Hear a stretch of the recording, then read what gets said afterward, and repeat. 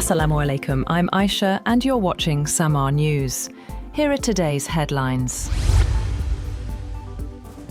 President Donald Trump expresses confidence that a deal with Iran could be near, saying negotiations were going extremely well, while noting both direct and indirect talks are underway. He claimed recent US strikes effectively achieved regime change in Tehran, though military operations continue. Trump highlighted Iran's agreement to allow up to 20 oil tankers through the Strait of Hormuz as a sign of respect, underscoring the dual-track approach of diplomacy and military pressure. Pakistan is playing a key mediating role. Foreign Minister Ishaq Dar said Islamabad is preparing to host meaningful talks between Washington and Tehran, with a quadrilateral meeting, including Saudi Arabia, Turkey, and Egypt, emphasizing de-escalation and regional stability. Iran, however, warned the US against humiliation and threatened strong retaliation if ground troops were deployed, signaling continued tension despite diplomatic efforts. Meanwhile, Saudi Foreign Minister Faisal bin Farhan Al Saud has met Prime Minister Shehbaz Sharif in Islamabad as Pakistan leads regional efforts to ease tensions. Both sides reaffirmed close coordination and support, with Pakistan expressing solidarity with Saudi Arabia during the ongoing crisis. Shehbaz Sharif also had meetings with the foreign ministers of Turkey and Egypt in Islamabad, as Pakistan intensifies efforts to ease tensions in the Iran conflict. Foreign Ministers Hakan Fidan and Badr Abdulati joined senior Pakistani officials, including Ishaq Dar, for high-level consultations.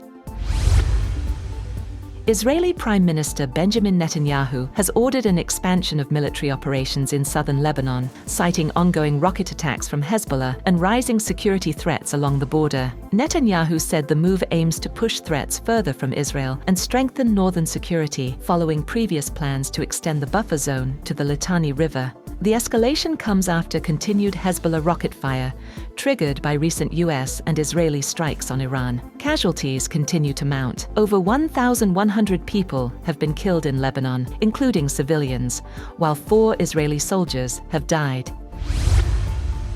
US President Donald Trump said he had no problem with oil shipments to Cuba, reversing his previous stance as a sanctioned Russian tanker neared a Cuban port with a crucial crude delivery. The move comes amid a 3-month blockade that has worsened Cuba's energy crisis, causing blackouts and rationing. Trump emphasized sympathy for the Cuban people, calling the government corrupt and saying the shipment would not alter the regime's fate. The Russian tanker Anatoly Kolodkin, carrying about 650,000 to 730,000 barrels of crude, is expected to ease shortages for up to a month. Global oil prices surged sharply, with Brent crude climbing above $116 a barrel, its highest level since March, after Iran warned it was prepared for a possible US ground invasion amid the ongoing Middle East conflict. The spike reflects deepening market anxiety as the US-Israel war with Iran enters its 5th week, with regional attacks widening and essential infrastructure threatened. Analysts say the nearly closed Strait of Hormuz, a crucial route for about 1/5 of global oil and liquefied natural gas supplies, has tightened supply risks and contributed to one of the steepest energy price jumps in decades. Iran's Islamic Revolutionary Guard Corps claims to have struck an industrial complex in southern Israel, triggering a fire and hazardous materials alarm at the Ramat Hovav industrial zone. Emergency crews moved quickly to contain the blaze and secure the area, as residents were told to stay indoors amid fears of toxic exposure. Officials say no major chemical leak has been confirmed, but the incident highlights the risks to critical infrastructure as the conflict escalates.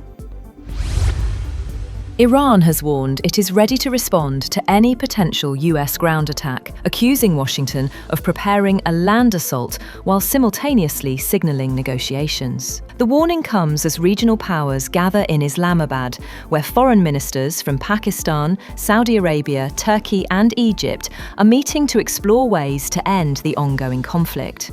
Iran's parliament speaker said Tehran would not accept what he described as pressure for surrender, vowing a firm response if US troops are deployed. Iran's Revolutionary Guard spokesperson Ibrahim Zulfikari also dismissed threats of a US ground operation, calling them unrealistic and nothing more than a wish, and warning of severe consequences for any invasion. Speaking on state television, he said any attempt to occupy Iranian territory would lead to what he described as a decisive and damaging response. That's all for now. For more updates, visit www.samaa.tv. Thank you for watching Samaa News.